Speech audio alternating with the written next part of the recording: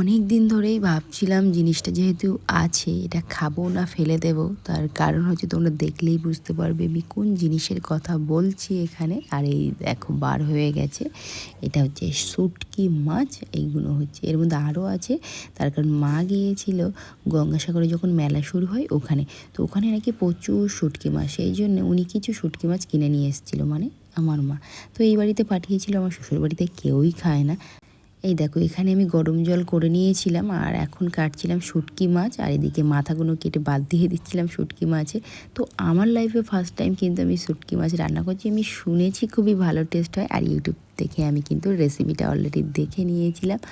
তো এখানে এখন ছোট্ট ছোট্ট করে টুকরো করে এই যে মাছগুলো ছিল, বড় বড় মাছগুলো মাথা আর লেজগুলো কেটে নিয়ে এই গরম জলের মধ্যে দিয়ে দিলাম। দেখতে পাচ্ছ মাথা ওদিকে বাদ দিয়ে দিয়েছি, আর মাছগুলো এখানে দিয়ে একটু গরম জলে ধুয়ে নিয়ে তারপরে আবারও একটু গরম জলে এটাকে আমি একটু সিদ্ধ মতো করে নেব।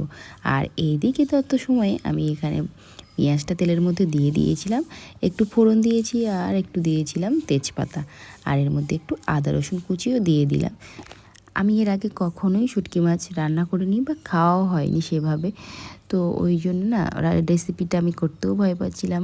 আর আমার ছেলে তো শুটকি মাছের গন্ধ শুকে একদম ওপর থেকে নিচেই চলে গেছে, মানে একদম আর ওপরেই থাকেনি। তারপরে এর মধ্যে দেখো দিয়ে দিলাম কিছুটা পরিমাণ টমেটো, একটু হলদি, লবণ দিয়ে এটাকে দেখে একটু ঢাকা দিয়েছিলাম। আর কি সুন্দরভাবে জল আর তেল উঠেছে একসঙ্গে, মানে সিদ্ধ হয়ে জলও উঠেছে আর তেলও উঠেছে। এবার এর মধ্যে দিয়ে দিচ্ছি একটু শুকনো লঙ্কার গুঁড়ো, আর ব্ল্যাক পেপার দিয়েছিলাম, জিরে গুঁড়ো, ধনিয়া গুঁড়ো আর গরম মশলা।